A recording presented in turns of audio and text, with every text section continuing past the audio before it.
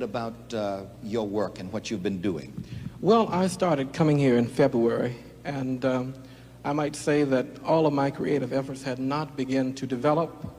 And when I began to come here and I listened to what you were saying, I began to get my thoughts together creatively. And I might say I was very kind of bashful, I would say, trying to talk to people, and I began to know this God within me, and I began to know that I can do much more than I had thought I couldn't do. I'm glad he mentioned too that coming around here helped him, because you know, around here we're constantly teaching people what God is within them. Now, I'm going to pass this to those of you who are here and those of you who are on television. Let's use this affirmation. God is the creative mind within me right here and right now. God is the creative mind within me right here and right now. And perhaps while Benny is talking to us, some of you who have had inspiration to do certain things, but you have not completed those things, perhaps he will inspire you. Perhaps this thought will inspire you to let the creative mind of God, which is within you, work in you and through you and as you. Mr. Pritchard said that once he really discovered this presence, this creative mind of God within him, he was able to write 60 numbers for this musical in a number of months, and he found out that he could do more than he thought he could do.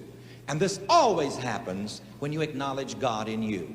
Now, some people may be asking, oh, Reverend Ike, I've got some good ideas, I have some inspiration that I would like to bring forth, but how can I contact the creative mind of God in me? From the book of Proverbs, this gives you a cue. The book of Proverbs says, in all your ways acknowledge him, and he will direct your path. It's that simple.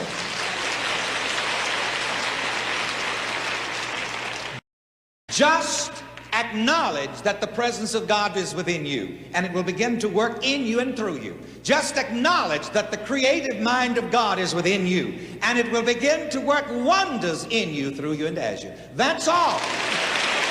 How about that? Well, I'll tell you, mind power works. Say that with me.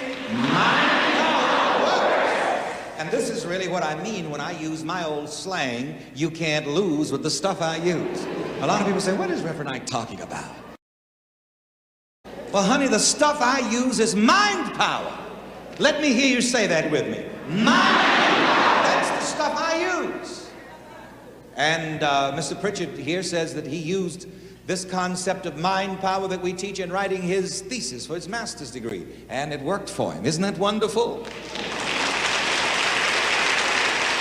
I'd like to point out another thing also, because many people who come from a fundamentalistic religious background will say, oh, Reverend Ike is always talking about that old mind science. Why doesn't he preach from the Bible?